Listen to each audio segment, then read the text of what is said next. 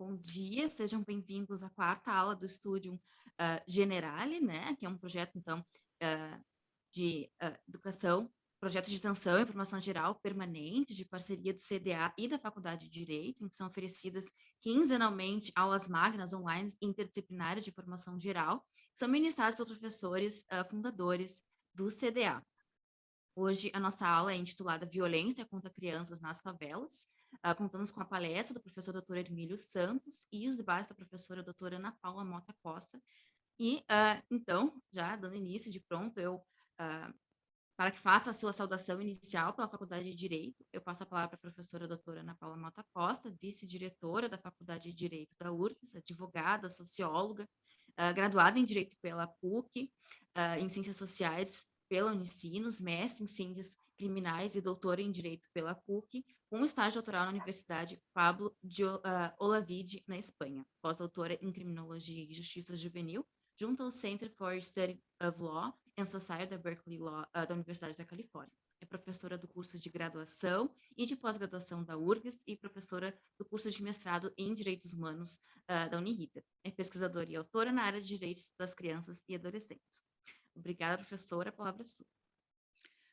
Obrigada, Camila. Um prazer estar aqui nesse projeto tão importante para a Faculdade de Direito, em que também estamos recebendo hoje o professor Hermílio, o que é um grande prazer para todos nós. Eu falo aqui nesse início, saudando a todos, em nome da professora Cláudia Lima Marques, que é a nossa diretora e que está numa banca de mestrado, e por isso não pode estar aqui acompanhando. Quero dizer que para a Faculdade de Direito e para todos os nossos alunos, sejam do mestrado, sejam do doutorado ou da graduação, é muito importante essa sistemática de formação mais ampliada, né, que este projeto oferece. Nós entendemos que a formação jurídica, ela só é uma formação, enfim, que tenha consistência, né, que avance na medida em que as pessoas vão tendo um conhecimento mais ampliado da realidade social.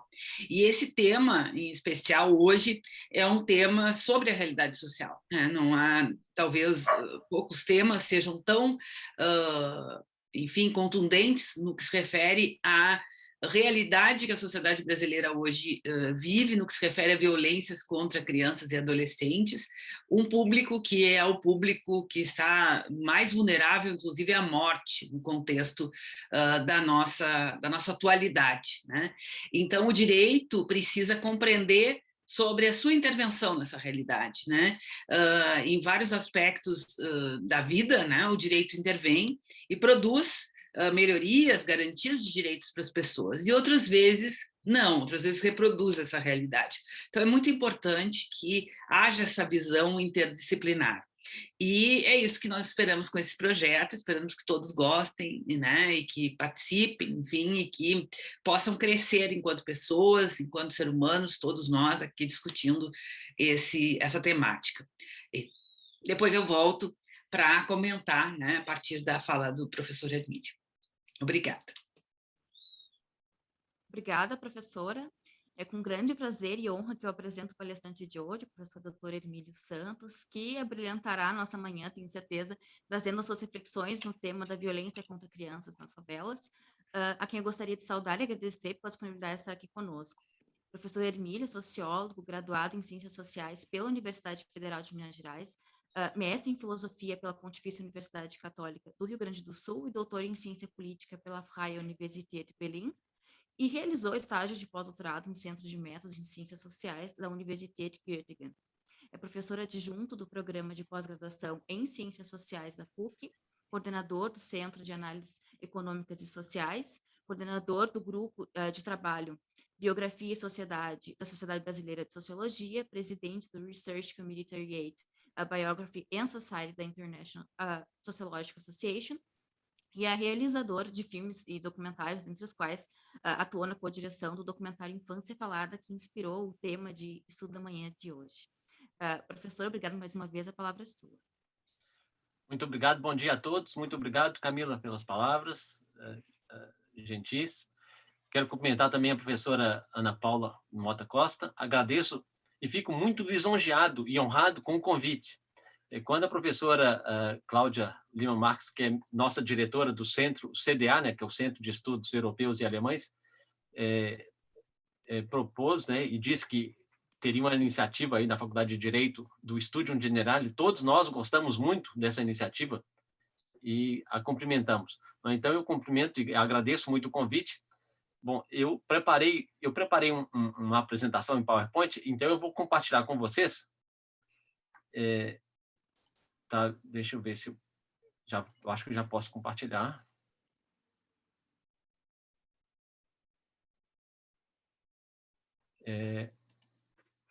Já estão vendo aí, não? Sim. Vou colocar em tela inteira. Essa é a capa, né? Então, a minha fala de hoje, eu vou apresentar, na verdade, um resultado de uma pesquisa que foi sobre a experiência cotidiana de violência de crianças que moram em favelas, né? Então, eu vou apresentar todo esse contexto, como é que a gente começou, de onde surgiu essa ideia, né? Que é também o tema, na verdade, é o seguinte, a gente colocou aqui o link, né, do documentário que a Camila Almeida e eu fizemos, que é um desdobramento dessa pesquisa. A pesquisa é sobre violência, o filme já é sobre diálogo, né? Então, é sobre diálogo com crianças e entre crianças e adolescentes. Então, como contraponto à própria pesquisa. Essa é uma forma possível de combinar, de incorporar o filme documentário à pesquisa sociológica, que é o que eu venho trabalhando assim, em várias outras pesquisas. Muito bem. Eu queria falar só de como é que a gente começou isso lá na PUC, né?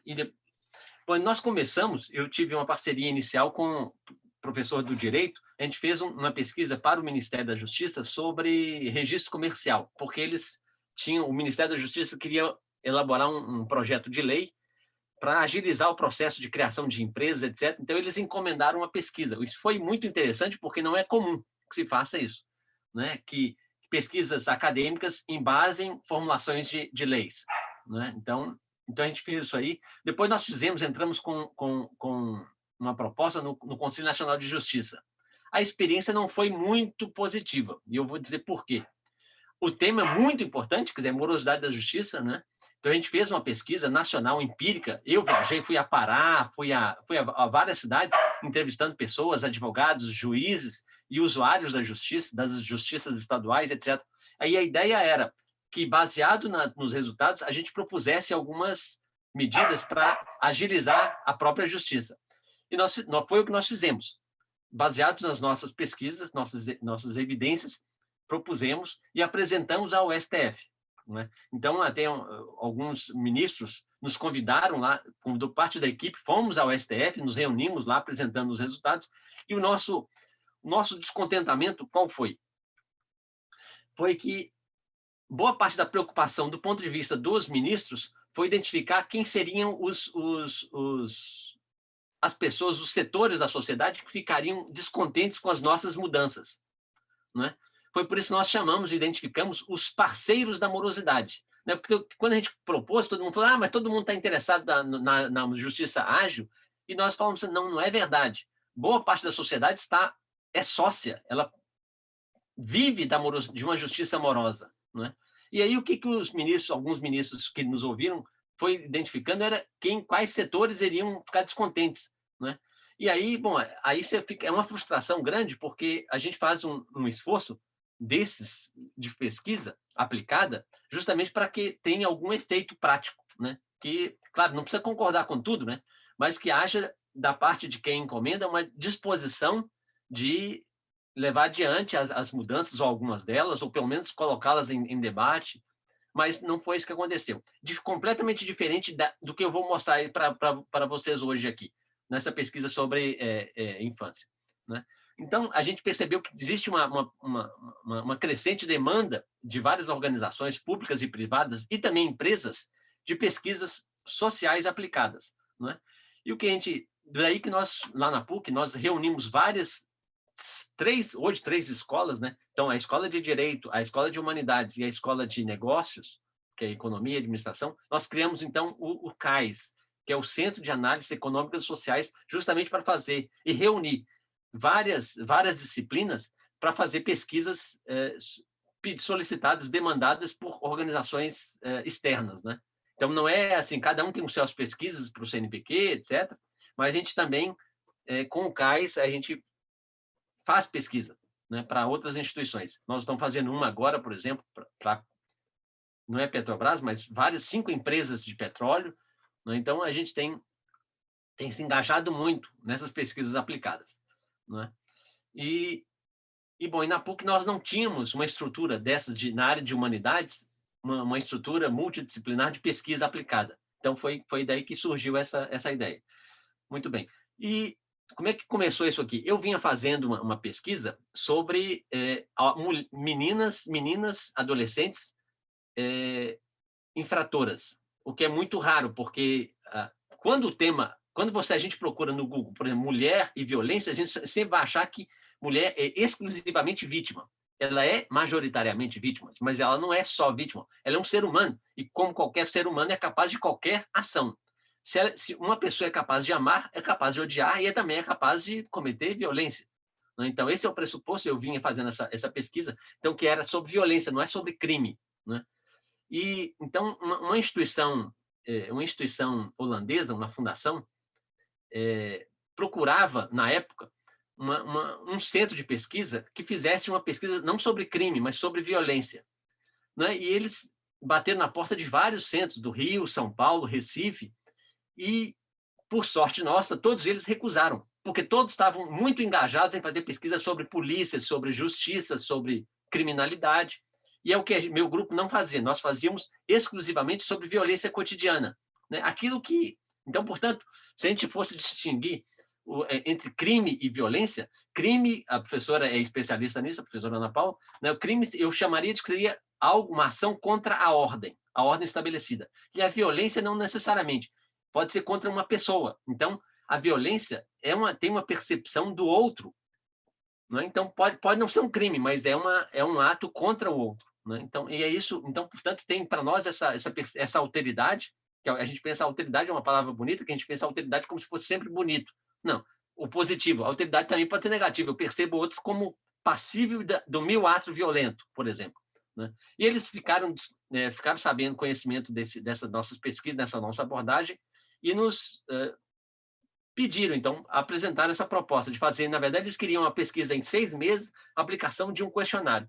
Eu falei assim, eu aceito, evidentemente, mas eu preciso de mais prazo e eu queria usar, tanto quanto possível, outros instrumentos. Eu queria fazer uma pesquisa mais ampla. E eles falaram, não tem problema, pode fazer, né? Pode fazer, pode experimentar. Então, foi uma pesquisa experimental, né? E isso é outra diferença, porque com o CNJ, por exemplo, que esse é outro tema que é o tema do filme, o tema de confiança, né? Sendo uma instituição holandesa, e o que eles fizeram? Eles transferiram o dinheiro da pesquisa imediatamente e falaram assim, nós não queremos recibo de táxi, não, nós queremos resultado de pesquisa, tá certo? E foi isso que o compromisso conosco foi esse. Nós transferimos o dinheiro e vocês fazem a gestão do dinheiro e nos entregam os resultados.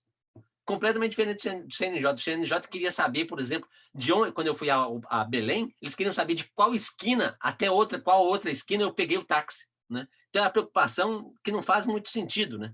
Mas, enfim, não vou ficar muito lamentando. Então, essa fundação é a Bernard van Leer, né? E agora a gente pode perguntar, assim, por que uma fundação holandesa, né, se preocupa com isso? Na verdade, olha, essa fundação teve origem em uma empresa que ganhou muito dinheiro na área de petróleo, curiosamente na área de petróleo também, né? E essa empresa não existe mais, nem existe sequer herdeiros dessa empresa. Todo o dinheiro foi alocado numa fundação e que o dono, em vida ainda, decidiu que a fundação teria uma missão, trabalhar exclusivamente com as crianças e para reduzir a violência e melhorar a qualidade de vida das crianças, o desenvolvimento das crianças. Então, foi isso. Então, é uma fundação dedicada a isso. Agora, o que é muito incomum para nós, e é uma obrigação para muitas instituições alemãs e holandesas, é que não existe ação que não esteja baseada em pesquisa, né? Então, a pesquisa é a bússola e é a melhor maneira para saber se o dinheiro está sendo aplicado de maneira rigorosa e precisa. Porque aqui no Brasil é muito incomum que se oriente, é mais baseado em inspiração, né? Eu passei por governo, trabalhei 7 anos em governo e vi como é que políticas são feitas. Elas são muito baseadas em inspiração e clientelismo, né?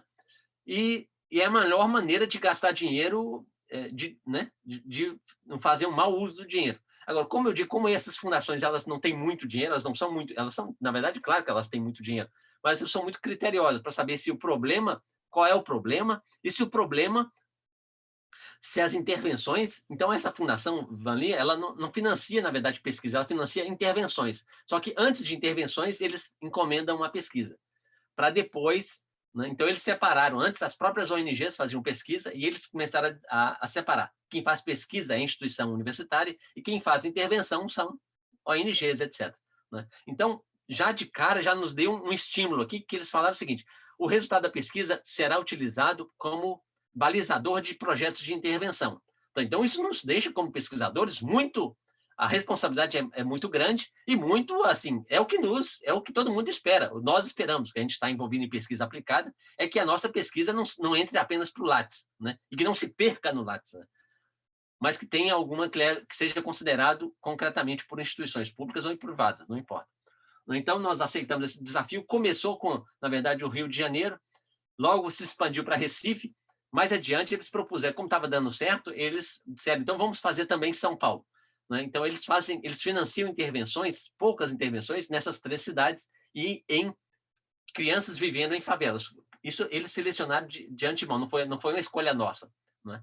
Então, eles falaram, a gente não tem muito dinheiro para investir em todos os países, são só em 8 países, e não são em todas as cidades, são apenas nessas cidades, e não são todas as crianças vivendo apenas em condições muito vulneráveis. Porque as pessoas estão me perguntando, mas por que só a favela não pesquisa a classe média? Porque eles falam assim, nós não vamos gastar dinheiro, nosso dinheiro, que não é muito, em crianças de classe média, porque esses já têm algum tipo de suporte. Agora, aquelas crianças que vivem em favelas, elas sequer têm conhecimento, as organizações públicas sequer têm conhecimento, dados sobre essa realidade para orientar as ações. Então, o que eles estão propondo é que, então, eles fornecessem esses dados, essas informações, para que os órgãos públicos e privados se orientassem, se quisessem fazer algum tipo de intervenção. Então, isso é um bem público maravilhoso, que são informações, conhecimentos. Né? Então, por esse motivo, eles não investiram que a gente fizesse pesquisa no Moinhos de Vento, por exemplo. Tá? Muito bem. E qual era a encomenda? A encomenda era fazer um diagnóstico sobre a situação das crianças de 0 a 8 anos que moram em favelas e cortiços nessas 3 cidades. Então, eles sugeriram 15 comunidades ou favelas. Tá? 6 no Recife, 6 em São Paulo, 6 no Rio e 3 em Recife. Né? Então, a gente ampliou, que a gente queria mapear o tema da infância e da violência com vários personagens, inclusive com as próprias crianças. Né? O que não é muito comum. Na sociologia, por exemplo, se pesquisa sobre criança, mas dificilmente se pesquisa com as crianças. Né? Então, nós incluímos as crianças, os adolescentes que tinham sido recentemente crianças naquela comunidade, as lideranças, prestadores de serviços. Né? Então, nós ampliamos os instrumentos. Né? Então, essas são as comunidades. Então, talvez, não sei se vocês conhecem algumas delas. No Rio de Janeiro, por coincidência, 3 delas tinham o PP na época e 3 não tinham o PP. Esse não foi critério, a gente nem tinha pergunta nenhuma sobre o PP, mas foi uma coincidência. Então, a gente teve acesso tanto em comunidades com o PP quanto comunidades sem o PP. E a gente pôde perceber diferenças, né? entre ter ou não ter o PP. Em Recife, foi essas 3 comunidades, e em São Paulo, a diferença foi que em duas regiões não eram de comunidades ou favelas, eram de cortiços. Né?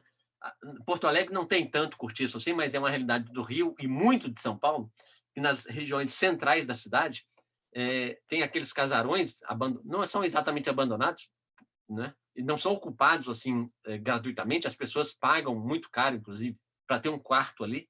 Né? Só que elas preferem pagar um preço alto do que morar e gastar 2 horas de transporte morando nos extremos da cidade. Né? Mas o problema é que a cidade mais rica do Brasil não tinha conhecimento algum sobre a situação das crianças vivendo em cortiços. Né? Depois, a nossa pesquisa foi o único dado que a Prefeitura de São Paulo tinha, era a nossa pesquisa, né, para orientar as ações deles.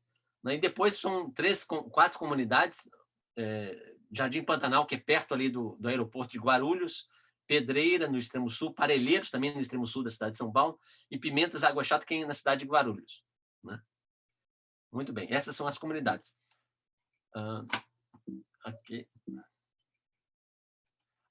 Então, aqui são as cidades onde nós pesquisamos, e a gente está aqui em Porto Alegre, né? Evidentemente que é caro, né? Porque a gente tinha que se deslocar para essas cidades todas.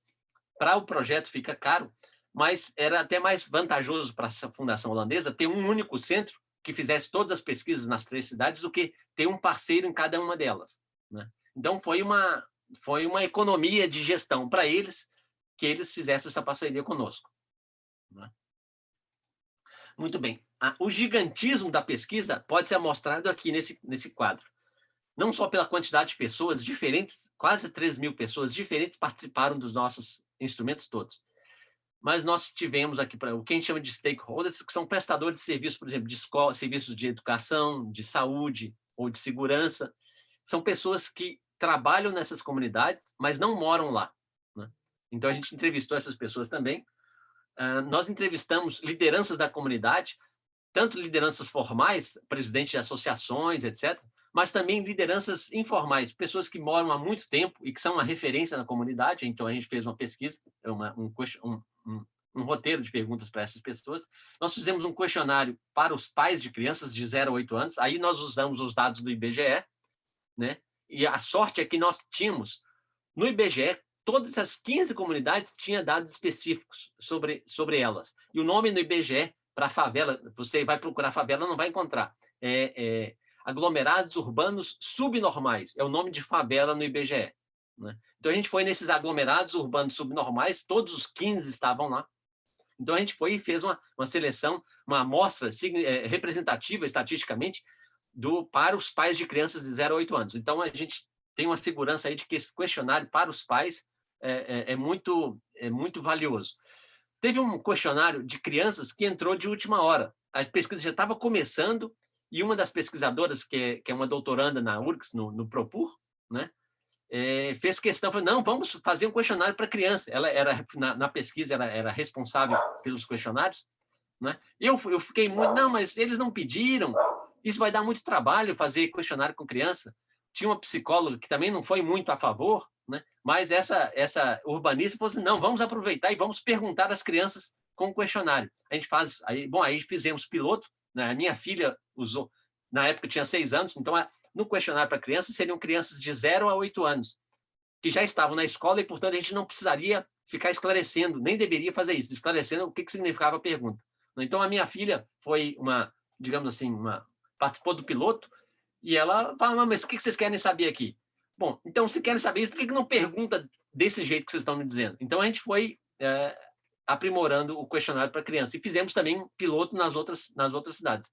Nós também fizemos um outro instrumento com a criança, que era o seguinte, a gente propôs 2 temas, que é o local onde eu moro e minha família, para fazer desenho, né? Então, eles podiam fazer 2 desenhos ou um desenho só com os 2 temas. E o nosso interesse aqui nem era tanto o desenho. O nosso interesse eram as discussões que se desdobrava a partir dos desenhos. Então, eles deveriam discutir o que cada um desenhou, e a gente gravava tudo, e a gente analisou, portanto, as discussões que se deram após os desenhos, né?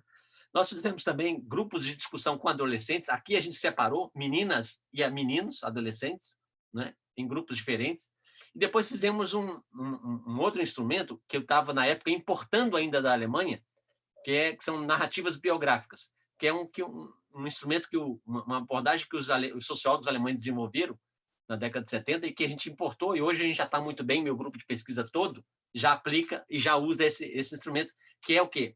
Que é analisar as experiências por meio das narrativas. E aqui, narrativa não é esse termo aí que todo mundo usa. Hoje passou todo mundo usa narrativa, mas para nós aqui, narrativa é um tipo textual, né? Isso foi importado da linguística, né? Porque lá eles distinguem o que seria uma descrição, um argumento e uma narrativa. A narrativa é como se fosse assim uma imagem em movimento de uma ação, né?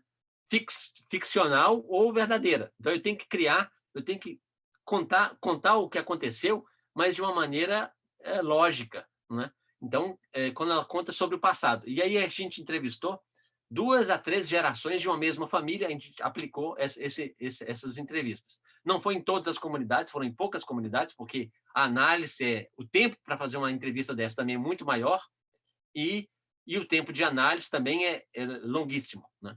Mas, enfim, nós tivemos, então, 2.900 pessoas participando da pesquisa. A pesquisa toda, nós fizemos um relatório de cada comunidade, em torno de 150 a 200 páginas, que nós disponibilizamos na página do CAIS, mas agora eu estou justamente tentando compilar tudo, resumir e publicar um livro que vai sair pelo CDA, não pelo CDA não, não é pelo CDA, mas vai sair pela editora da PUC, é gratuito, né? Todo mundo vai poder baixar essa síntese desses dados todos, tá certo? Então, esse aí é um panorama do que é a pesquisa, e aqui eu queria falar para vocês um pouco como é que a gente desenvolveu a pesquisa.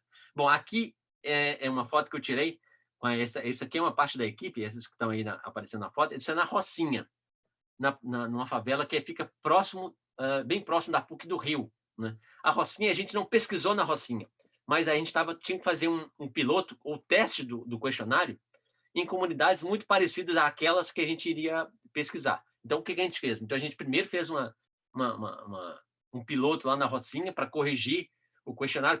Imagina, a gente tinha que fazer o questionário aqui em Porto Alegre, mas teria que ser compreensível para Rio de Janeiro, São Paulo e Recife, né? Então, tem termos que são regionais, então a gente não podia ficar explicando as coisas e tal, né? Então a gente fez isso aqui na Rocinha, fizemos no Recife também, né? Então, o que eu fiz? Os holandeses falaram assim: Hermílio, é contigo, né? Bom trabalho, né?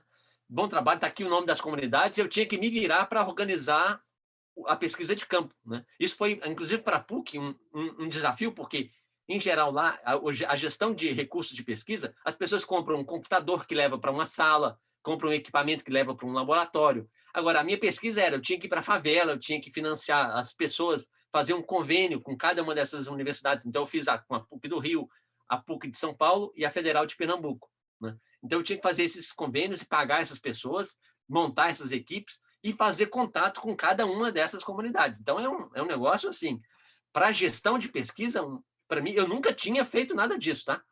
Para mim foi também um aprendizado gigantesco. E para minha equipe, uma parte da minha equipe também daqui ia para alguns instrumentos, por exemplo, a discussões com as crianças e narrativas biográficas. A gente tinha que a Priscila, que era uma mestranda, tinha recém começado o mestrado comigo, e eu achava que ela, como ela era muito alta, eu achei que ela tinha mais idade, mas ela tinha 22 anos na época. E com 22 anos ela foi em todas as favelas, né? Eu ia antes, eu vou mostrar uma foto aqui, eu explicava para a comunidade o que era a pesquisa, por que a pesquisa, e eu prometia, aqui, por exemplo, essa é uma reunião, foi a primeira que eu fiz, foi na Morro da Formiga, que fica no bairro da Tijuca, do Rio de Janeiro, né? Então eu estava ali explicando. Então, eu consegui, com o apoio da equipe da PUC do Rio, organizar uma reunião. Isso eu tinha que fazer também. Isso é responsabilidade minha, né? Ir lá e explicar o que é a pesquisa e prometer a eles de que eu voltaria com os resultados. Claro que ninguém acreditou em mim, né? Não acreditou porque eles já conhecem muitos antropólogos, sociólogos que vão lá, coletam os dados, ou, né, pega os dados e nunca mais volta, porque isso não é prática comum. O CNPq, o CAPES, as nossas instituições financiarem retorno às comunidades para o pesquisador apresentar os dados. Isso porque não tem recurso e nem sempre os pesquisadores têm essa disponibilidade e disposição de fazer isso. Mas sabe que fizemos. Eu fui a todas elas. Todas as 15 comunidades eu apresentei os resultados. Todas elas. Isso também, portanto, é uma experiência que ninguém tira da gente, né? E eu tinha que, de novo, é uma gestão difícil, né? Você daqui fazer essas organizações todas de reunião e reunir essas pessoas e tal.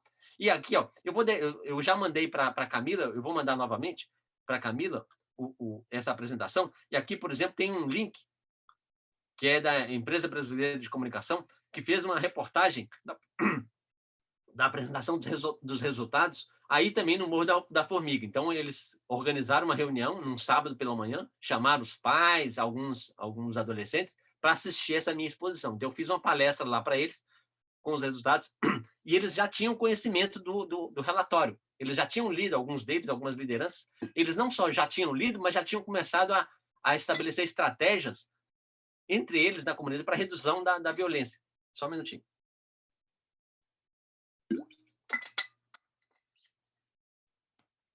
Gente, eu só queria dizer o seguinte, se vocês tiverem uma pergunta, assim, claro que a gente vai conversar depois, mas se tiver uma pergunta que não pode deixar passar, por favor, façam, que aí eu tento esclarecer, né? Senão a gente conversa depois, mas pode me interromper, não tem problema. Querido Hermílio, que é Drayton. Oi, Drayton. Toda minha. A professora Cláudia pediu para dizer que está numa banca, atrasou 45 minutos, e ela está entrando daqui a pouco, mas eu estou aqui acompanhando vocês, a sua bela exposição, e sou testemunho ocular também, porque já demos uma palestra juntos em Bonn, né, sobre a sua temática, né? Eu dei a palestra e tu embelezaste, abrilhantaste minha exposição com um belo documentário. Então, desculpa a interrupção, mas só para registrar que nós estamos aqui com vocês, tá? Nossa Senhora. Esse é meu colega e o diretor da minha escola. Então, vamos lá. Olha só, aqui para uma imagem de como é que é um cortiço, né? Em geral, são casas muito antigas, às vezes foram casas muito boas, né? E aí, qual é a insegurança que vivem as crianças? Olha só, é um lugar muito perigoso, porque ele é, num cômodo só, ele é cozinha, ele é dormitório, ele é sala, né? Então tem gás, tem tudo isso. E qual é o outro motivo de insegurança? Uma casa dessas, por exemplo, tem um banheiro só. E as famílias não sabem quem são os moradores dos outros cômodos, né? Então, quer dizer, então, portanto, uma casa toda, inteira, pode ser várias famílias, homens, sozinhos, não importa, compartilham o mesmo banheiro. Então, isso causa muita insegurança, né? E o interessante é que, como eu disse no início, o cortiço, a vida das pessoas em cortiço, é onde menos se tem informação. Pelo menos a cidade de São Paulo que tinha nenhuma informação, né? E para favelas, porque nem favelas em geral tem escola de samba, em algumas favelas tem um certo glamour, né? Já tem ONGs que cuidam, que dão atenção, escolas, como eu disse, escolas de samba, etc. Cortiço não tem nada. Então, são as crianças mais abandonadas que a gente tem nessas situações né, de vulnerabilidade, eu diria que são as crianças de cortiço. Aqui são regiões em São Paulo que a gente pesquisou, aqui no sul de São Paulo, aqui é no sul de São Paulo. Aqui é o Jardim Pantanal, que fica, quando a gente chega em São Paulo, em Guarulhos, no aeroporto, quando a gente vai para a cidade de São Paulo, a gente passa muito próximo desse Jardim Pantanal aqui, né? Qual é o problema também? De alagamento ou de desmoronamento no sul de São Paulo. Então, quer dizer, além da violência, nós temos ainda essas outras situações que tornam a vida das crianças, o cotidiano delas, muito precário e muito incerto, né? Então, eu vou fazer aqui uma síntese de alguns resultados. Esse dado aqui não é nosso. Ele está até um pouco defasado, mas não é muito diferente disso. O que é isso aqui? Isso aqui é homicídio por 100 mil, né? Que é o dado que mais orienta as pesquisas sobre criminalidade, né?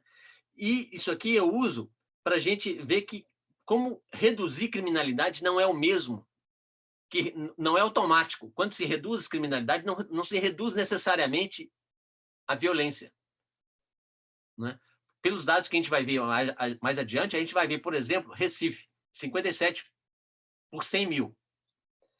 Rio de Janeiro, 23. Agora, percebam aqui, ó, isso aqui é Rio de Janeiro, que é a cidade que a gente acha que seria mais violenta. Olha Porto Alegre, 36 por 100 mil. Então, aqui é muito mais perigoso do que no Rio de Janeiro, né?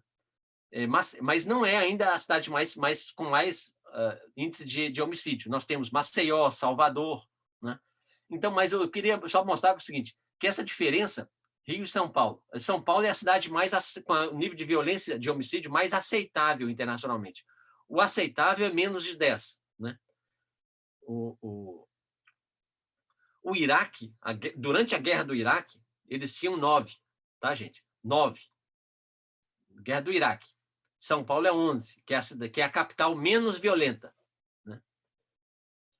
E nós ganhamos ainda em muito, né? 36. Tá certo? Então, a gente esperava que essa diferença também acontecesse. De São Paulo, né? Muito menos do que Porto Alegre, muito menos do que Recife e Rio de Janeiro. mas a gente vai ver que não é exatamente assim, não é existe uma diferença na hora de a gente analisar a violência contra crianças. A gente vai ver que, de fato, São Paulo é menor, mas não é muito menor do que Recife, nem é muito menor do que Rio de Janeiro. Não é na mesma proporção. Então, portanto, reduzir o homicídio é fundamental, mas não é todo o trabalho. Então, a criança ainda permanece vivendo em situações de violência, né? A gente vai ver aí. Então, olha só, aqui foi, deixa eu tirar, a síntese das lideranças das comunidades, lideranças locais. Imagine se a gente pesquisasse apenas essas lideranças, a gente teria essa visão do problema. Aqui, eu destaquei em vermelho, claro, todas as 15, tirando as áreas de cortiço, todas as demais, as 13 comunidades, elas têm esse problema de ausência de áreas de lazer, todas elas. Isso por quê? Porque a ocupação dessas regiões, elas foram, assim, não planejadas, às vezes irregulares, né? Então, nunca... Então, as pessoas ocupam um território, ninguém vai pensar, vão ocupar aqui, vão deixar um lugar para uma pracinha, uma área verde, nada disso. Vai ocupando tudo, tudo. Então, se você olhar todas as imagens de favela, de qualquer favela, é um lugar inóspito, assim, quase desértico. Você não vê área verde e não vê nenhum ambiente onde a criança possa brincar. Isso pode ser quase que o conceito de uma favela. Do ponto de vista urbanístico, é isso, né? É um lugar onde não tem área de lazer e não tem área verde, né? Olha só que curioso aqui. Os líderes das comunidades, eles reconhecem a violência contra a mulher, mas eles se dividem quando a questão é violência contra a criança, né? Quanto à criança, alguns dizem que não é um problema, não é um problema recorrente, outros dizem que sim, é um problema recorrente. Então, eles se dividem, né? E uma outra coisa que a gente descobriu é que eles identificam o que a gente chama de baixa densidade de organizações civis. Nessas favelas tem sempre ONGs, mas muitas delas são organizações externas. E isso faz toda a diferença. São organizações externas que prestam um serviço lá. A comunidade que cria a sua própria organização e toma a iniciativa, isso mostra, e tem um efeito que a gente descobriu, que tem um efeito imediato na redução da violência. Não é que é baixa a violência, não, tá? Uma redução. Se a gente compara comunidades, por exemplo, Maré, uma Maré que nem tinha UPP, mas ela tem muitas entidades nascidas na própria Maré. Ali a violência contra a criança é menor, não é baixa, é menor do que outras, mesmo com o UPP, né? E uma das diferenças é exatamente isso, que a comunidade ela toma iniciativa. Se ela toma iniciativa para resolver seus próprios problemas, significa, essa é a nossa interpretação, significa que existe ali um mínimo de confiança entre as pessoas, né? E se as pessoas constroem confianças, elas têm confianças também nas crianças, que é, quem viu o documentário viu que a base daquilo tudo é confiança, né? Que já foi tema de alguns sociólogos, como o Luhmann, Niklas Luhmann, né? Tem um livro inteiro sobre confiança, né? Diria assim, que é o mistério social, é criar confiança. Como é que se cria confiança entre as pessoas e nas comunidades, né? Mas então, esse é outro tema de debate, mas a gente viu que as lideranças da comunidade identificam isso aí, não é muito diferente do que os stakeholders, que são os interessados, né? No tema, que trabalham nessas comunidades, eles falam a mesma coisa. Só que aqui a diferença é, eles são unânimes para dizer o seguinte: existe violência contra a criança, né? É 100%, todos eles, né? Então, por isso que é interessante, por isso que a gente fez questão e fez todo sentido que a gente abordasse vários personagens que vivem na favela, não só a criança, não só o adulto, que a gente observasse o tema a partir dessa diversidade de olhares, de personagens, né? Então, com isso a gente consegue ganhar um conhecimento mais plural, né? Bom, vamos ver aqui, eu queria dar uns resultados sobre as crianças, né, que elas testemunham nas comunidades. Então, o que a gente pesquisou? A violência na comunidade, nas ruas da comunidade, dentro de casa e na escola. E que violência? A gente pesquisou o bater, então a violência física, a violência psicológica e o castigo. Embora o termo violência a gente não usou em nenhum momento, né? Como é que a gente perguntava, então? Se a gente não perguntava sobre violência, como é que a gente fazia as perguntas? Tanto para pais quanto para crianças, a gente fazia perguntas se alguém bateu, se bate, para os pais, né, se bate, ou se dá palmadas, que é a mesma coisa. Os dois são violência física, né? Que às vezes as pessoas falam assim, não, bateu, não bato, não. Aí dá palmada, sim. mas é a mesma coisa. Para quem sofre, é a mesmíssima coisa, né? É a violência física, né? Então, a gente vê aqui que... tem que ver. Isso aqui é São Paulo, né? Isso aqui é o gráfico de São Paulo, nas ruas da comunidade. Testemunho, que é o que elas veem, né? E essa cor aqui é sempre a não violência, essa cor mais escura. Por vários tons de vermelho é alguma violência, com alguma frequência.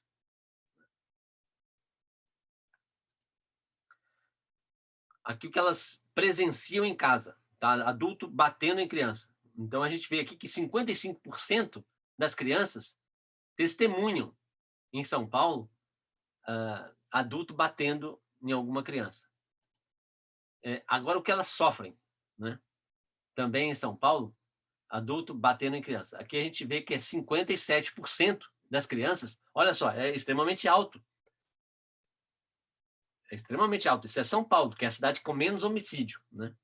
57% das crianças admitem que sofrem violência física. São Paulo também.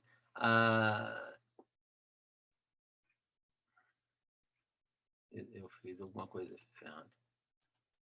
Não, aqui agora os adultos, né? Olha que interessante, São Paulo. São Paulo é interessante porque 49% nunca presenciou tiroteio na comunidade. Ainda assim é alto, né? Se a gente pegar agora, eu acho que talvez eu tenha um gráfico aí sobre Recife. Em Recife, 93% das pessoas, dos adultos, já presenciaram tiroteio, né? E qual que é a diferença? O que a gente viu, por exemplo, nas ruas de São Paulo, eu não vi ninguém armado. Nunca vi ninguém armado. Ao contrário de Recife e Rio de Janeiro. E por que isso, né? O que explica essa ostentação do armamento numa cidade e não em outra, né? Isso por dois motivos. Essa é a nossa hipótese. Primeiro, que o policiamento em São Paulo ele é muito mais ostensivo de qualquer outra capital brasileira, né? Você vê nas favelas, nas ruas da cidade, a presença da polícia. Um outro aspecto, mas não é só isso. Um outro aspecto é o monopólio do tráfico. Ele é exercido em São Paulo. Tem um grupo, que não preciso nem nomear aqui, mas tem um grupo que monopoliza todo o comércio ilícito em São Paulo. O que não acontece nem em Porto Alegre, nem em Recife, nem em Rio de Janeiro.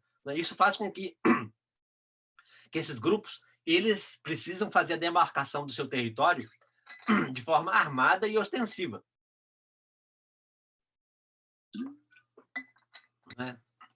Infelizmente. Então, isso é mais um tipo de violência que a criança tem que presenciar, que é ver pessoas armadas. Na Maré, por exemplo, as pessoas montam escritórios em plena rua, colocam a arma, colocam uma mesinha daquelas de bar no meio da rua, sentam, colocam os seus armamentos em cima da mesa e ficam. Faz parte da paisagem, como se fosse um escritório. Isso eu vi lá em mais de uma favela no Rio de Janeiro. Nada disso eu vi em São Paulo. Eu vi também algo parecido em Recife, só que lá eles não... Lá em Recife é tão instável o negócio que nem mesinha eles podem colocar. Eles têm que ficar circulando o tempo todo. Porque é muito mais vulnerável e volátil esse comando no Recife, é muito mais do que Rio de Janeiro, né? Muito bem. Dentro de casa, a violência dentro de casa, bate aqui, ó. Isso é São Paulo também, né? Então, aqui ultrapassa 50%, 53% das crianças sofrem violência física dentro de casa. Agora, quem é que pratica? De longe, a mãe. A mãe é que mais pratica. Não é, evidentemente, que a mãe seja violenta e o pai, que é o que menos bate, ele é pacífico. Não é exatamente isso. E também não é, que é o que a gente poderia imaginar, assim, muito rapidamente, porque a mãe fica mais tempo. Isso é apenas parte da resposta, né? Pelo seguinte, bom, e a avó está aqui porque na ausência da mãe, porque ela trabalha, ou quando a mãe é muito jovem, né, essa responsabilidade é transferida para a avó, né? E a responsabilidade é transferida também à tarefa de exercer prática da violência, né? Mas aqui o que a gente tem, e a gente tem isso em qualquer sociedade autoritária, é que nós temos uma hierarquia da violência também, né? Quem bate em quem? Então, não é assim, a violência, todo mundo bate em todo mundo. Não é assim, não é verdade.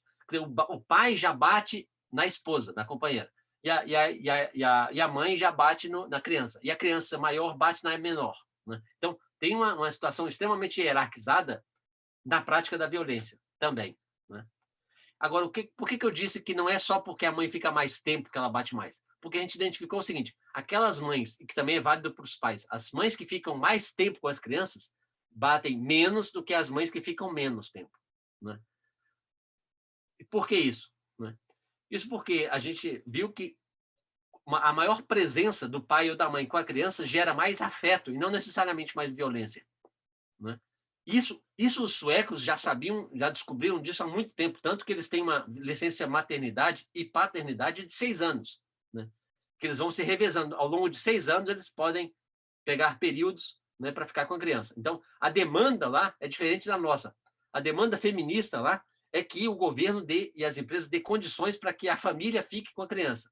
Aqui, a demanda é que o Estado dê condições de creche para que as mulheres possam trabalhar. Né? Então, são agendas diferentes, né? Completamente diferentes. Embora lá seja feminista e aqui também seja feminista, né? Essa demanda de estar no mercado de trabalho. Né? Lá, a demanda é ficar com a criança. Né? E, então, o que eu estava dizendo, então, por isso que ficar com a criança traz efeitos positivos também na redução da violência. Muito bem. Agora, isso aqui que é o dado que mais nos assustou, né? Nos deixou assim chocados, que é a precocidade com que a criança passa a ter experiência de vítima de violência dentro de casa. Aqui é São Paulo, mas não se distingue muito das outras cidades. E também não tem uma certa lógica, que vai aumentando ou vai diminuindo com a idade. Né? Às vezes, por exemplo, no Rio de Janeiro, a criança com 2 anos de idade, como é que eu leio esse gráfico aqui? Significa que 80%, aqui, olha, de 3 anos, significa que 80% das mães que têm criança de 3 anos de idade pratica a violência física contra seu próprio filho com alguma frequência. No relatório, nós temos que frequência é essa. Se é muito, se é pouco, se é... né? Mas com alguma frequência. Olha só, aqui, ó, com 1 ano de idade, significa 33% das mães que têm criança com 1 ano de idade já pratica violência física contra seu bebê. Né? Então, isso a gente ficou completamente chocado. Né? Meu Deus do céu, o que a gente faz com esse dado? Né? Como é que a gente faz isso? Bom, a gente descobriu outras coisas também, e que a gente não sabia, inesperadas, que a gente não sabia que a gente descobriria. Por exemplo, a presença... masculino e feminino. Né? O que eu disse? Lembra que eu falei que eu fazia uma pesquisa sobre adolescentes infratoras, né? Autoras de violência. Né? O que a gente descobriu aqui? Que meninos e meninas, ambos, igualmente, são socializados na violência. Então, ninguém é protegido. Né? Então, a menina aqui não é protegida da violência. Então, seria um milagre do menino Jesus se a mulher adulta se transformasse em uma pessoa pacífica. Seria improvável que isso acontecesse, porque a socialização ela é igualmente violenta. Eu estou falando aqui de violência, não estou falando de crime. Em crime, sim, a presença da mulher no crime, embora esteja aumentando assustadoramente, ela é menor do que a presença masculina. Mas na violência, não. Então, se a literatura de criminologia considerar criança pessoa, se criança é pessoa, bom, e se violência contra a criança é violência, bom, aí a gente tem que rever toda a literatura que diz que violência é do gênero masculino. Né? Então, como para mim criança é pessoa, né, e violência contra esse ato contra a criança é uma violência, então cai por terra aquele que seria ótimo se fosse verdade, né? Porque aí metade do problema já estaria resolvido. A gente só teria que dar uma atenção aos homens para tentar fazer com que eles reduzissem a sua violência.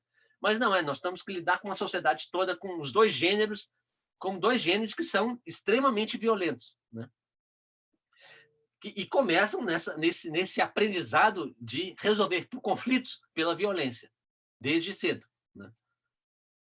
Outra coisa que isso assim a gente não sabia, por exemplo, o efeito da ausência de banheiro na violência. Né? A gente descobriu que a ausência do banheiro faz aumentar muito a violência. Né? Mas por quê? Bom, a gente começou a discutir no grupo, nós tínhamos economistas, né, e urbanistas e tal. Os economistas falaram assim, não, isso tem a ver com a renda, porque se eu crio um outro cômodo, reduz. Aí a gente fez o teste para saber se aumentar um cômodo reduzia a violência. E a gente não encontrou que isso não é verdade. A única coisa que fazia dentro de casa reduzir é aumentar banheiro. Então, não é só a renda, é outra coisa. E o que é o banheiro? Bom, nesses domicílios, gente, não tem assim, não é como uma casa de classe média. Eu tô incomodado com meus pais, vou para o meu quarto, ficar sozinho, né? Não tem nenhum ambiente que ele seja exclusivo de alguma pessoa. Não é a sala, não é o quarto, não é a cozinha, nenhum cômodo ele é exclusivo de alguém, né? Então, ele é todo compartilhado. O único que não é compartilhado é justamente o banheiro, né? Ainda que a porta seja um pano, mas aqui, naquele espaço eu tenho intimidade, eu tenho meu momento que eu tenho o direito de ficar sozinho, né? Então quem está dizendo que a nossa explicação é que o estresse gerado pela ausência de intimidade gera muito estresse e, portanto, pode estar gerando violência. E nós temos, segundo o último IBGE, o último que foi feito em 2010, nós temos 3 milhões de domicílios sem nenhum banheiro, né?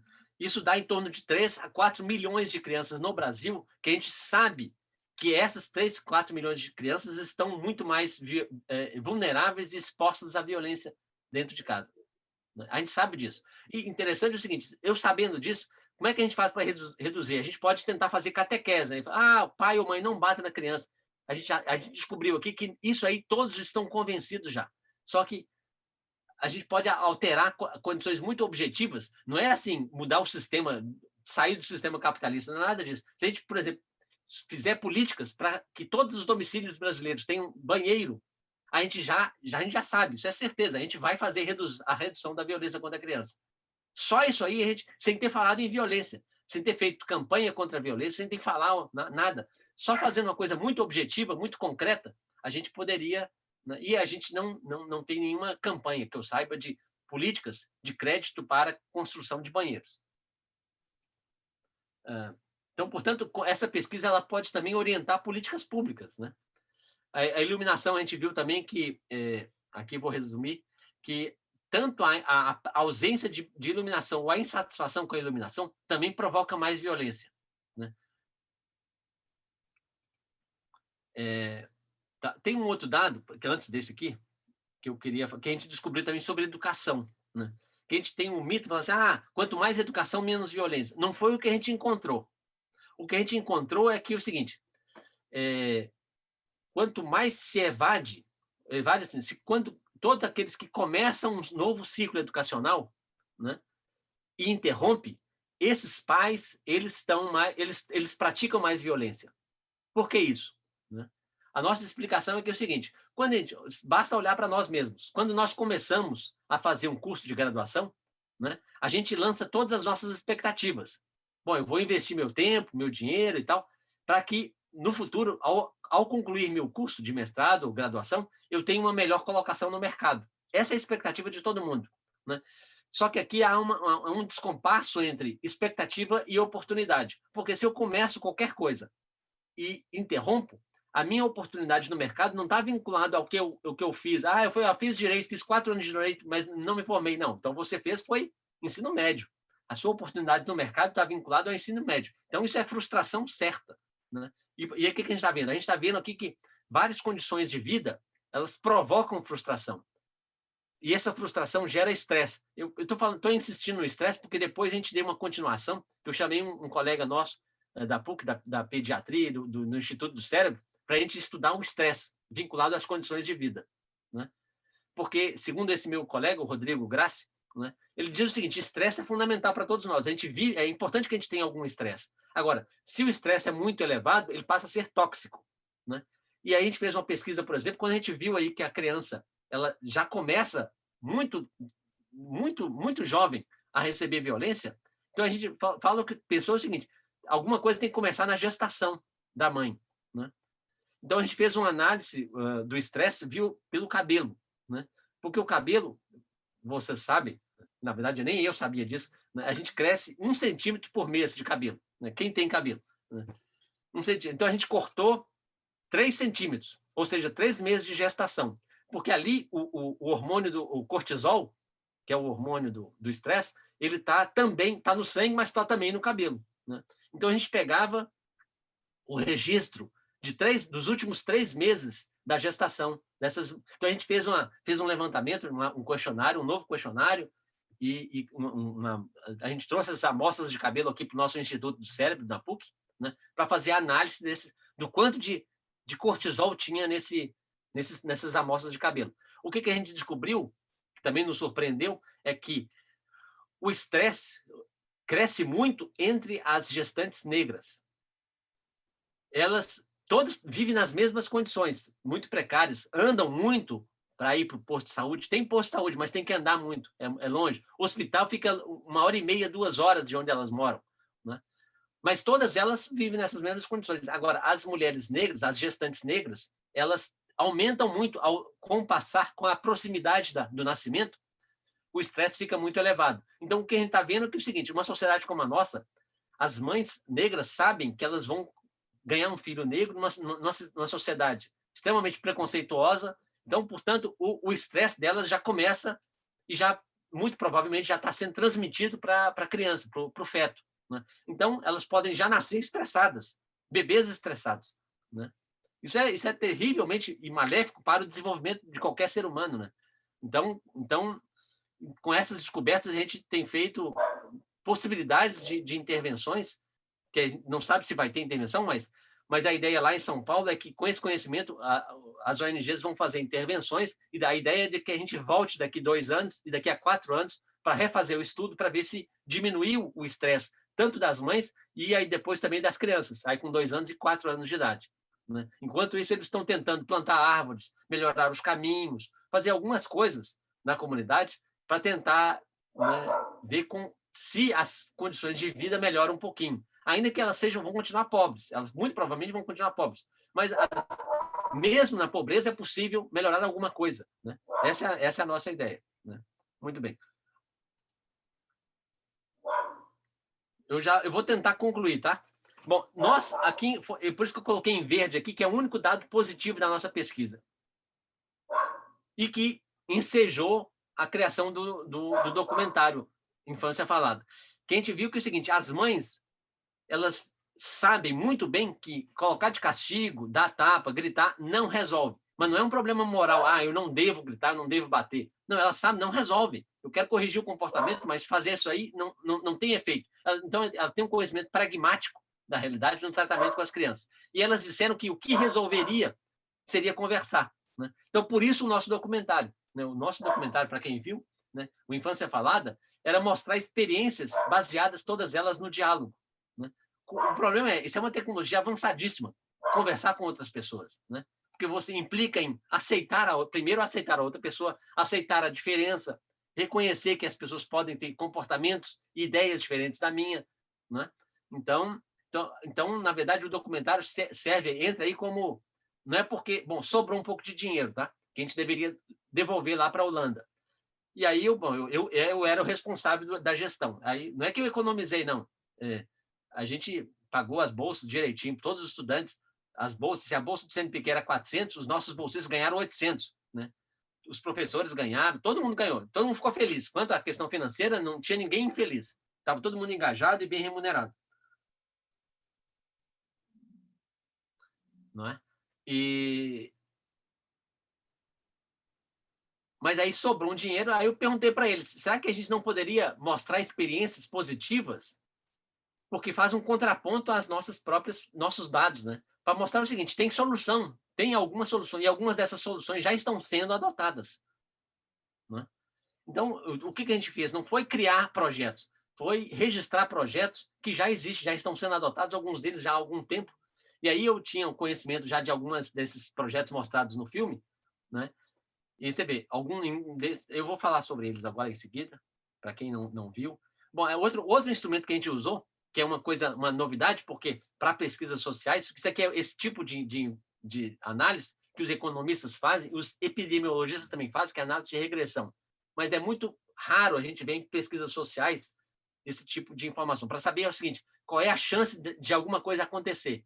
Então, os economistas lá do grupo fizeram análise para saber o que faz diminuir, o que faz aumentar a violência. A chance, né? Por exemplo, eu vou chamar aqui, homem bater em mulher aumenta em 37% a chance da criança também sofrer violência, né? Ou aqui, ó, almoçar com as crianças aumenta em 80% da chance. Não é, claro, a nossa recomendação não foi os pais não podem almoçar com as crianças, não é nada disso, né? É saber que é o seguinte, essa é uma situação estressante para qualquer família de qualquer classe social, né? Porque as crianças, a família tem que comer no mesmo espaço, a mesma comida no mesmo horário, né? Então é uma situação estressante em qualquer família. Agora, o problema é como lidar com isso. Então, nós sugeria que as ONGs, que talvez, provavelmente, prefeituras não fariam isso, mas que as ONGs trabalhassem isso com os pais, né? Que sabendo que essa é uma situação estressante e que, de fato, faz aumentar a violência, né? Que seja... Então, a gente apontou de forma muito cirúrgica possibilidades de intervenção que fazem com que a violência possa ser reduzida, né? E aqui deu muito claramente que a presença de 2 banheiros diminui em 40% a chance da criança sofrer violência, né? Então, a gente pode, com muita tranquilidade, orientar as prefeituras, ao governo federal e estadual. Olha, façam. Se você tem a criança na sua agenda, faça banheiros nos domicílios que você está cuidando da criança, né? Não precisa fazer outdoor, não precisa fazer nada disso sobre violência, destacar a violência. Não precisa fazer nada disso. Faça coisas concretas que tenham um efeito colateral positivo na vida das crianças, né? Bom, a gente fez também discussão com as crianças, nos desenhos, né? E boas narrativas. Bom, algumas conclusões que eu queria destacar aqui, que é o seguinte: a gente conhece muito um texto do Zuenir Ventura, um jornalista, que é o morro e o asfalto. Então, há muito tempo a gente convive com essa dicotomia, como se o morro fosse homogêneo e o asfalto também. E o que a gente viu é que é o seguinte: as favelas, elas são extremamente heterogêneas, não só entre elas, mas dentro delas, né? Em termos de salário, de condições de vida, formação, educação. Você tem gente de vários níveis educacionais morando numa favela, né? Então, é um ambiente muito diversificado, né? E, bom, e se você quer fazer, se o agente público ou privado quer fazer intervenção com chance de sucesso, é indispensável que se conheça essa realidade, né? E que leve em consideração esse conhecimento para fazer alterações e mudanças, intervenções mais precisas, né? Então, o que tem de aspectos comuns? A deficiência em infraestrutura, falta de áreas de lazer. Tanto que uma das nossas sugestões é urbanística, é criar espaços de lazer 6 por 6, 6 metros por 6 metros. Para colocar o quê? Um balanço e um escorregador, só isso. E que, imagina se a gente tiver a cada 100 metros, 200 metros das casas nessas favelas, não é construir, não propôs construir bosques, não, florestas, é só um balanço e um escorregador, que é o que basta para a criança tentar tirar um pouco da energia, né? Isso é o que tem nas cidades da Suécia, várias cidades alemãs, é isso. A cada quarteirão você tem um espaçozinho ali com escorregador e balanço, né? Então, eles sabem disso, eles sabem que isso tem efeito. Então, elevados índices de violência nessas comunidades todas, forte presença do tráfico de drogas. Oi, Cláudio. Baixa densidade de organizações da sociedade civil, isso a gente concluiu também, né? Isso aqui é a tradução em alemão. Muito bem. Violência não é o mesmo que crime. Eu acho que a gente tem que começar a distinguir isso aí para fazer intervenções mais precisas. A gente tem que fazer essa distinção. A violência é um processo hierárquico e mostra e revela uma sociedade autoritária, né, que é própria de uma sociedade autoritária, que é extremamente, rigorosamente hierarquizada. Meninos e meninas sofrem com frequências muito semelhantes à violência, né? E o sentimento de incerteza, sobretudo crianças que vivem nos cortiços, porque a remoção lá é o seguinte: não pagou no dia certo, na hora certa, a família inteira ela é removida, ela é despejada. Pode ser à noite, meia-noite, não importa. Então, elas vivem além daquelas incertezas de alagamento, de deslizamento, etc., né? E a violência que começa muito cedo. Aqui são fotos das comunidades que a gente pesquisou, tá?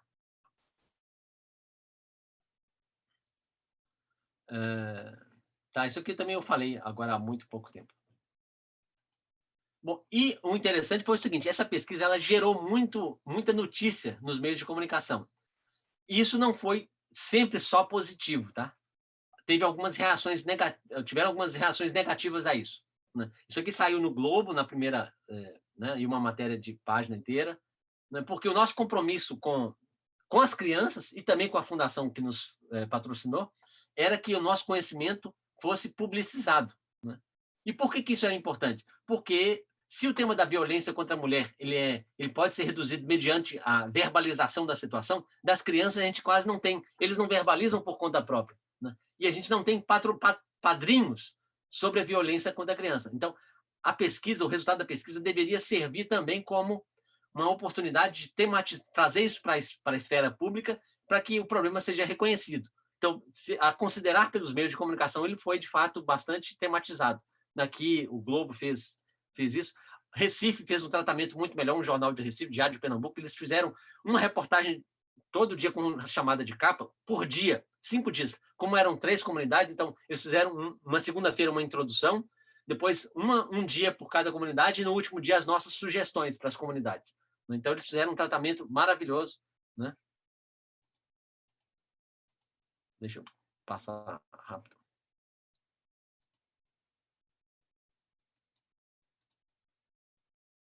Eu deixei aqui porque, como a Camila provavelmente vai compartilhar a apresentação, então quem quiser ter contato com isso. E aqui foi o seguinte, TV Brasil, várias televisões no Rio de Janeiro, nessas cidades, muito mais do que Porto Alegre, né? Nessas cidades onde a gente fez a pesquisa, foi muito noticiado.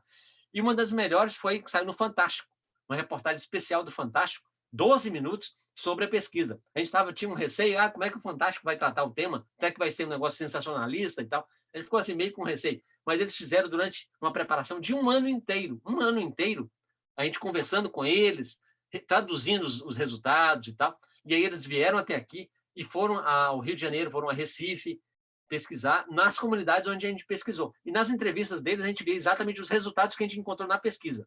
Eles queriam até que a gente indicasse entrevistado. Eu falei, não, isso a gente não vai fazer. Não vai indicar ninguém. Vai lá que você encontra exatamente os nossos resultados.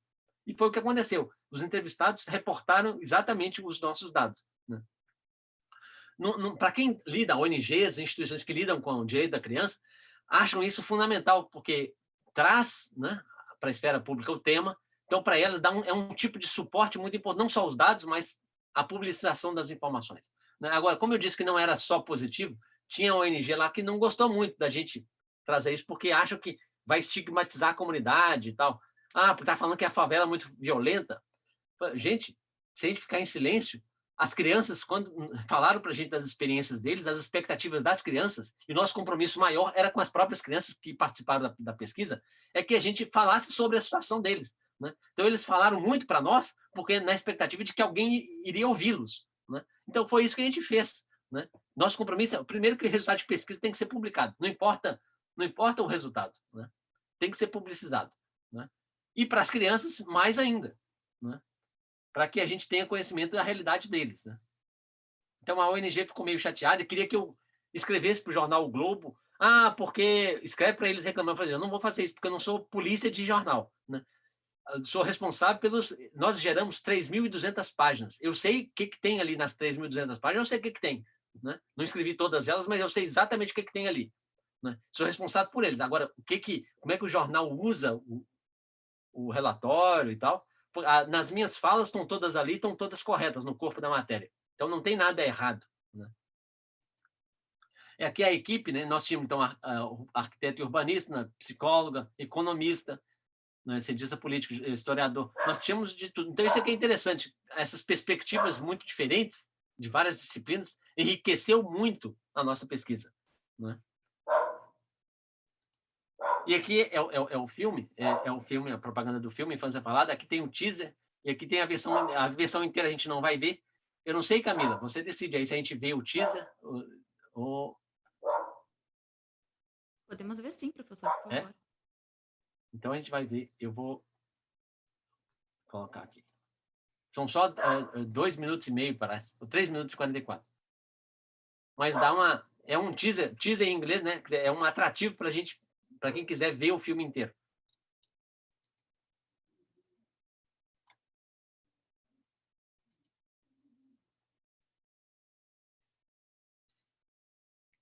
Eu não sei o que está acontecendo.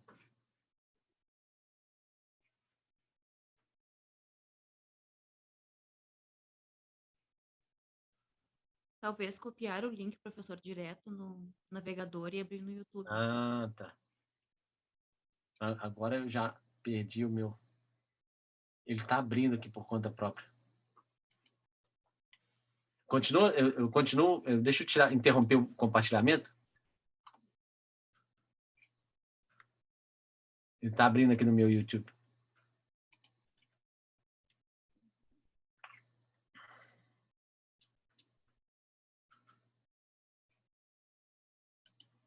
Tá? Só está lento.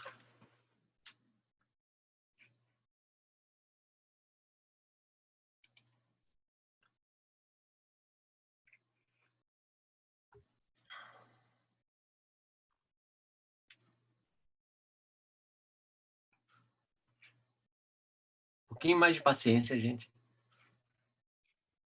Perfeito. Enquanto isso, aproveito para lembrar a todos, né, que o formulário para emissão de certificados se encontra no chat e também envio de perguntas e comentários ao professor.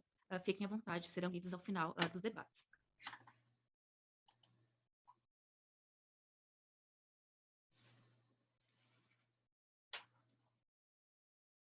Bom, então, enquanto aguardamos aí, professor, eu gostaria de saudar a professora Cláudia Lima Marques, a diretora da Faculdade de Direito e diretora do Centro de Estudos Europeus e Alemães, que, como nós colocamos no início, estava em uma banca, né, mas conseguiu ingressar agora, nos prestigiando com a sua presença. A professora, eu lhe passo a palavra para que faça a sua saudação. Muito obrigado, Camila. Gostaria de agradecer muitíssimo essa belíssima palestra do professor Emílio, que honra o nosso Studium Generalis, de grande contribuição também ao centro, e muitíssimo também a professora Ana Paula Mota, né, que vai colaborar agora, em nome da nossa faculdade, no debate sobre essas importantes pesquisas realizadas na Pontifícia Universidade Católica, nossa co-irmã do CDA. Eu não sei, professor Emílio, se o senhor conseguiu já. Já conseguiu? Então, fique à vontade, por favor. Muito obrigada. Já começou.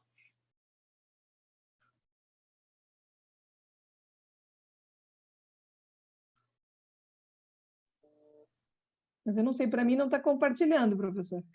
Ah, não? Sim, porque eu tinha parado de compartilhar, né?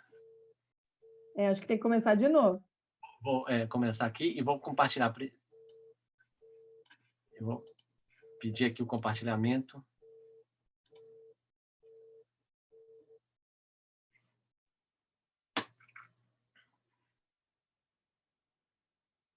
Agora já se vê a tela. Eu vou colocar a tela inteira.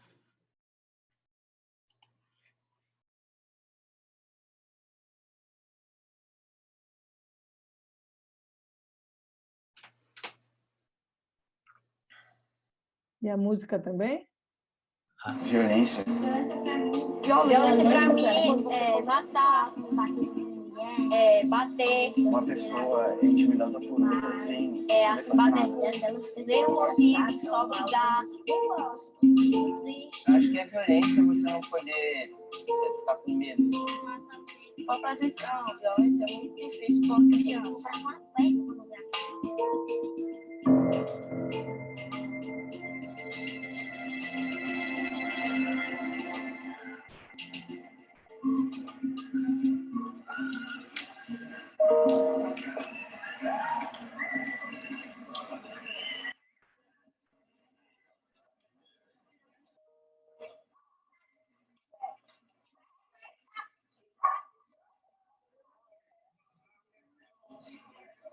Eu moro na Arraial.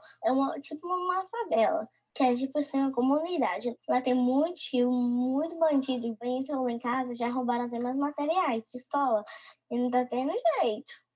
E todo mundo briga, toda hora, qualquer lugar.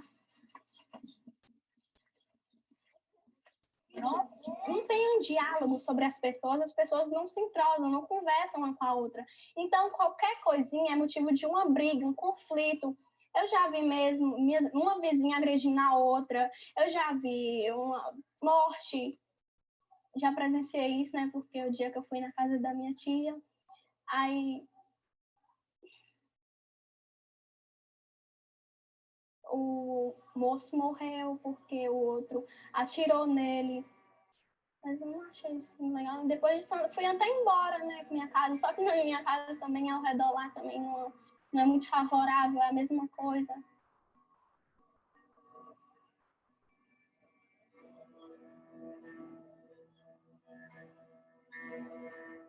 Já aconteceu comigo de eu quase ser estuprada. Já aconteceu de um primo meu, mais velho, assim, mas pouca diferença de idade, ser baleado. Ele estava indo comprar um lanche e levou um tiro de bala perdida na perna.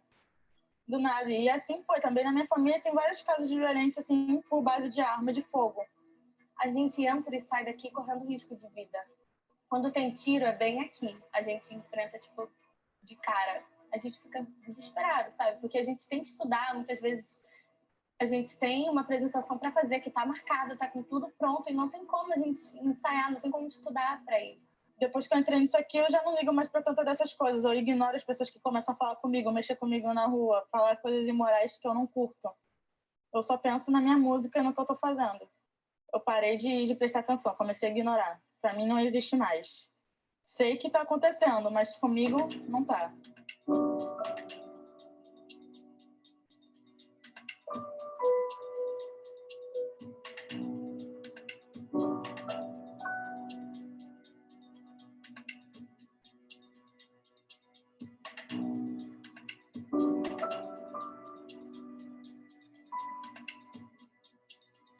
Eu vi aqueles meus amigos dentro da comunidade passando pelas mesmas dificuldades de comer, ter alimentação dentro de casa, mas que eles no tráfico, vendendo pedras e que estavam conseguindo comprar sua roupa. Então, aquilo, de uma certa forma, vai trazendo revolta. Finalzinho de 2006, começo de 2007, minha mãe ela teve um AVC e tal, e daí, tipo, eu tive que escolher entre o sonho e a realidade, né, e tal. Na época eu não trampava, eu era menor de idade e tal. Infelizmente, eu acabei partindo para um lado meio errado e tal. Cheguei a vender droga também, tá ligado? Para poder comprar uns remédios e tal, para poder sustentar as minhas irmãs, porque, tipo, minha mãe tem 8 filhos e tal. Quando você mora numa comunidade, você vê, por exemplo, você vê os bandidos segurando um fuzil, você pergunta, como deve ser segurar um fuzil? E aí eu fico me perguntando, como deve ser essa pessoa? Será que ela é feliz? Será que ela é tudo mais? E aí eu acho que, através dessas perguntas, você acaba criando uma tentação, sabe? Você vai ficando... Ele não tá, sabe? Ele não tá perdendo nada, ele tá ganhando dinheiro pra ficar ali. Se não der certo na minha vida, eu vou ser isso aí, sabe? É um dinheiro que vem fácil e você não precisa fazer nada, só precisa ficar na esquina segurando o fuzil. Eu acho que é isso.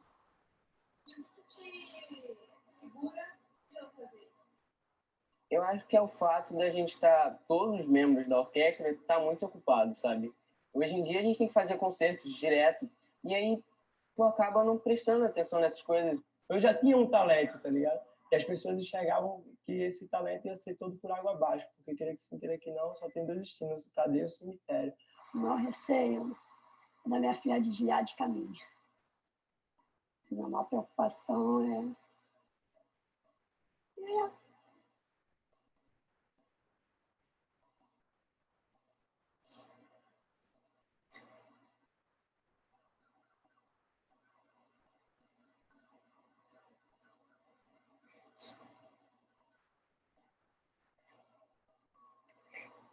eu sempre me preocupei que assim, aqui dentro da favela, por mais que você não queira, as amizades, às vezes, não todas, mas tem umas que sempre você gosta da pessoa, do amigo, acaba seguindo o que ele faz. Mesmo que seja errado, às vezes você não percebe que ele está fazendo uma coisa errada e está junto, e acaba, querendo ou não, se desviando do caminho certo. Aí isso me preocupa muito. Eu entrei aqui e fui me descobrindo. Isso que eu comecei a me descobrir, eu comecei a criar minha opinião, comecei a ficar assim, um pouquinho mais rebelde, porque eu via que estava errado. Apesar deles acharem que era certo, eu queria descobrir as coisas sozinha. Não... Pessoal, eu cometi, ainda bem que a Camila me alertou aqui, que eu estava compartilhando o filme inteiro. Então, eu vou voltar ali para a minha apresentação. que já estou concluindo. Então, aqui, esses projetos todos do filme, eles estão localizados exatamente aqui onde a gente pesquisou São Paulo, Rio de Janeiro, mas também no Vale de Jequitinhonha. Aqui é pertinho onde eu nasci, né? E aqui em Recife, no sertão do Ceará também, né? Essas são as cenas. Esse projeto é interessantíssimo, que é em Nova Olinda, no sertão lá do Cariri, no Ceará, que é uma rádio. Não é uma rádio comunitária, é uma rádio oficial mesmo. Toda conduzida por crianças. Os radialistas, quem faz a programação, tudo são crianças, né? E aqui é uma casa, que era uma casa colonial grande, e os grandes cômodos, cada um virou um laboratório. Então, tem um laboratório que é gibiteca, tem um que é uma biblioteca, outro que é uma videoteca, onde eles fazem, produzem vídeos, né?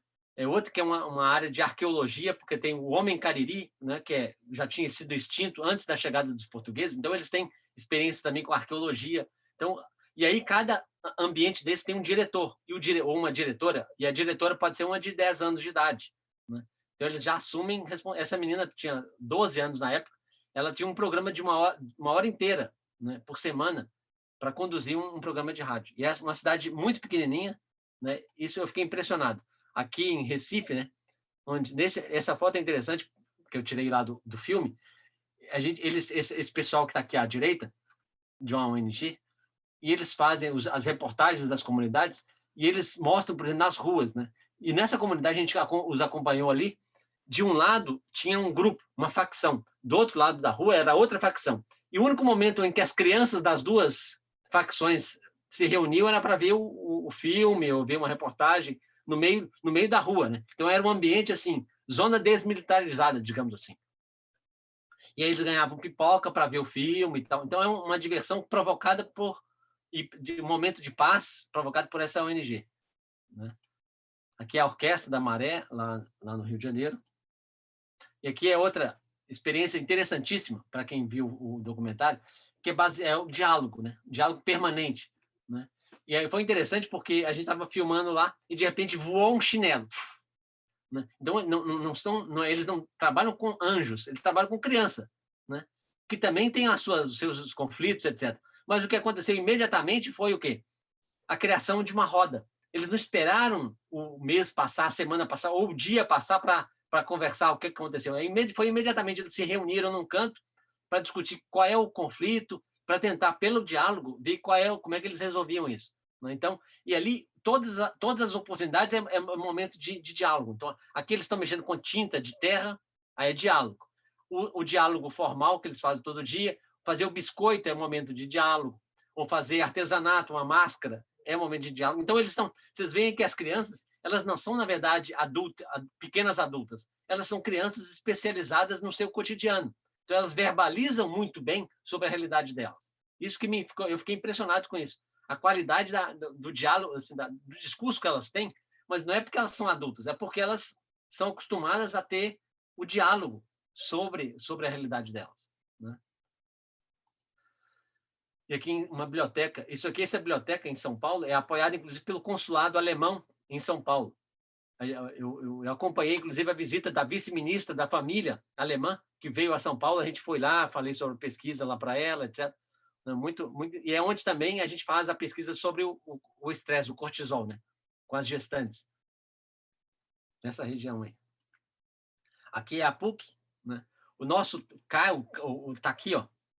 A gente ocupa uma sala aqui, no Tecnopuc, né? E aqui é o nosso campus, para quem não conhece. E aqui está, bom, aqui está meu e-mail, então aqui está o site do CAIS, onde a gente tem lá todos os relatórios. Bom, eu vou concluir aqui meu compartilhamento e eu espero não tê-los cansado demasiadamente, mas é que eu fico tão empolgado com tanta informação. Tá certo? Então, muito obrigado pela atenção. Nós aqui agradecemos e passo a palavra à professora Ana Paula. Por favor, professora Ana Paula Mota. Obrigada, professora Cláudia. Gostaria de saudá-la também, já saudei aqui no início, em nome seu, pessoal, em nome da faculdade. Especialmente o professor Hermílio, pela sua apresentação, e todos que estão aqui nos acompanhando, né? Eu não sei quanto tempo eu tenho, Camila, assim, devo ser mais resumida, ou não sei, a Camila que estava controlando um pouco isso? Olha, professora, acredito que em torno de 15 minutos, 10, 15 Tá minutos. bem. Bom, professora Hermília, em primeiro lugar, cumprimentar você como pesquisador, a sua equipe e a PUC, e todo esse esforço de pesquisa, né? Não, são muito poucas vezes que a gente vê uma pesquisa de fôlego com esse propósito, o propósito de compreender a realidade para pensar políticas públicas a partir dessa realidade. Então, isso é um mérito, assim, quase singular no Brasil, né? Eu também trabalho com pesquisas de longitudinais, pesquisas de avaliação da realidade, e vejo o quanto é difícil conseguir recursos para pesquisas desse tipo. Então, enfim, fico encantada de ver o trabalho de vocês e o que vocês conseguiram nesse trabalho. Então, em primeiro lugar, cumprimentar esse esforço. E aí, entrando um pouco no conteúdo, né? Eu vi o documentário, gostei muito do documentário, e a primeira imagem que me surge é um conceito que a Hannah Arendt usa de violência. A Hannah Arendt diz que violência é uma linguagem, né? E me parece que o documentário mostra é que existe possibilidade de uma outra linguagem, que é a linguagem falada, né? Quando não há palavra, há violência. Quando as pessoas não sabem expressar sentimentos, também há violência. Quando as pessoas vivem num contexto em que aprendem sobre como se comunicar por meio da violência, elas só podem expressar violência, né? Então, a violência é uma linguagem.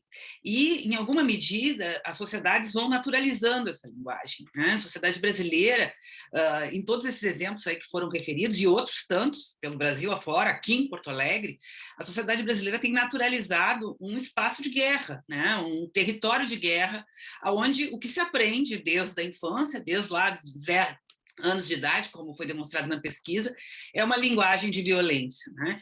E isso causa processos históricos, como a gente viu, e é bastante comentado na história, na literatura, os resultados, por exemplo, em populações que passaram por guerras, né?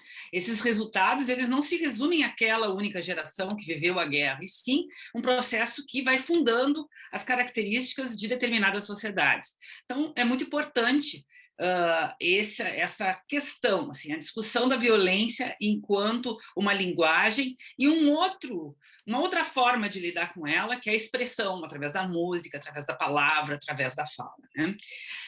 A violência também ela tem várias dimensões, acho que aparece bastante no filme, aqui na sua apresentação, a dimensão estrutural da violência, né? A pobreza, a desigualdade social.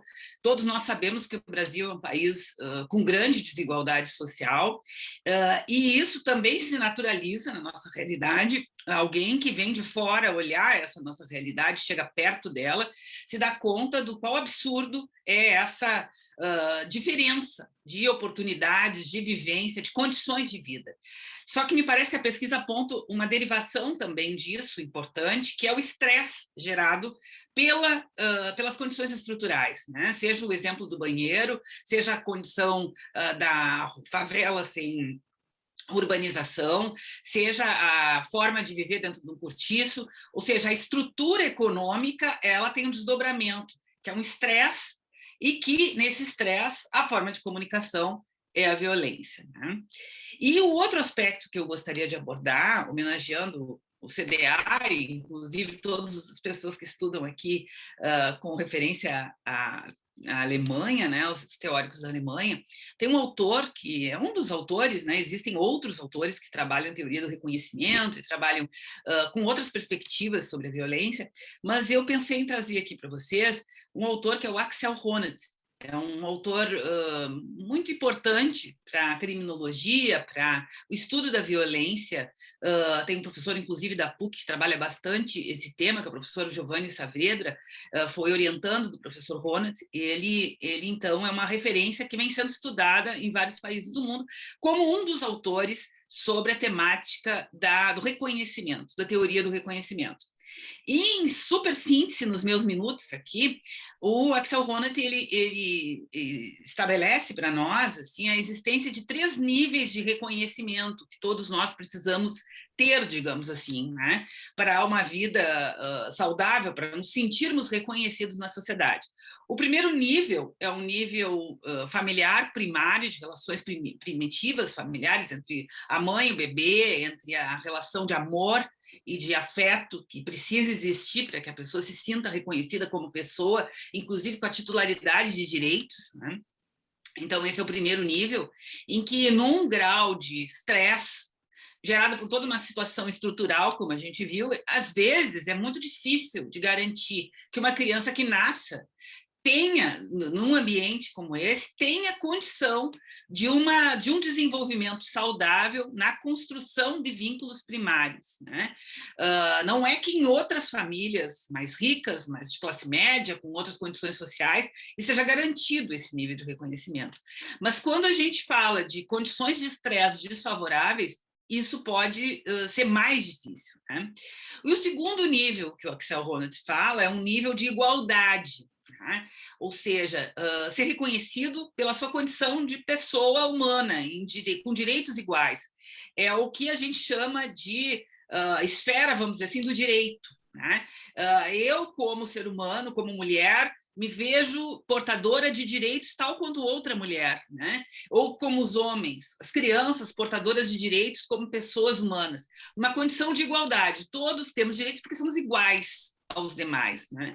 E a isso remete o Estado a garantia de condições de oportunidades iguais, para que todos possam, enfim, se desenvolver nesse grau de reconhecimento como parte do que os iluministas lá poderiam dizer de um pacto de contrato social, ou seja, se as pessoas não fazem parte do todo com condição de igualdade, como pode ser exigir delas um outro comportamento em relação a essa sociedade, a esse todo?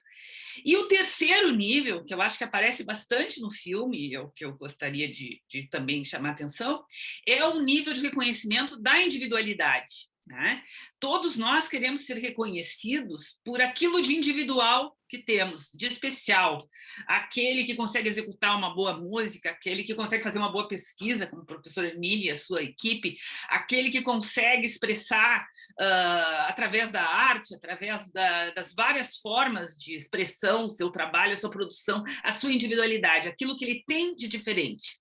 Então, todos nós precisamos ser reconhecidos nesses vários níveis, né?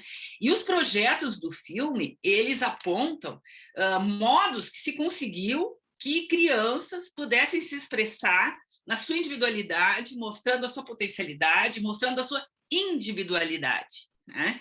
Quando a gente trabalha com políticas públicas em caráter mais maçante, assim, para um todo, a gente não pode esquecer da necessidade do resgate da individualidade, dos projetos individuais, do suporte para aquele projeto individual, por mais difícil que isso seja, porque isso é o que possibilita o reconhecimento, às vezes num contexto.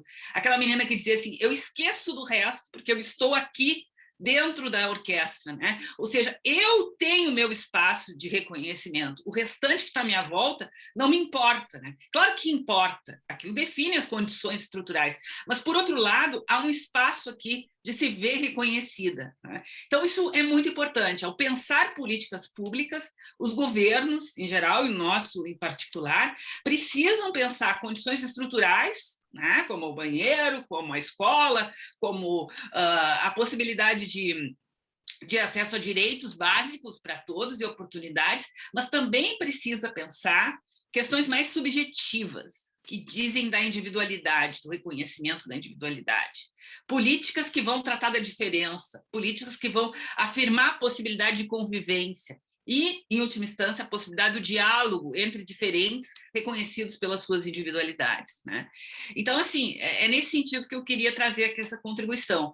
Acho que o avanço da pesquisa é evidente, assim, no sentido de mostrar que não basta distribuir, por exemplo, renda, distribuir valores econômicos para as pessoas, por exemplo, auxílio emergencial, isso, aquilo, né? Ou distribuir melhores condições, mesmo habitacionais, se a gente não trabalhar também na subjetividade dos sujeitos, no reconhecimento das crianças como sujeitos, tá?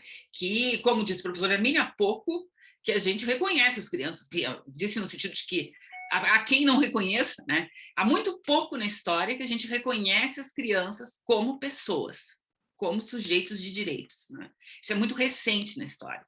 Eu tenho feito comparativos, às vezes, com a questão dos animais domésticos, né? Hoje, na nossa sociedade, há um início de reconhecimento, já bem avançado, eu diria, dos animais domésticos, com relação aos seus direitos, com relação... Até esses dias eu até vi uma questão de seguro de vida, um desdobramento do seguro de vida, seguro para os pets, né, dentro da casa e tal. Então, assim, é um fenômeno que está acontecendo na nossa sociedade.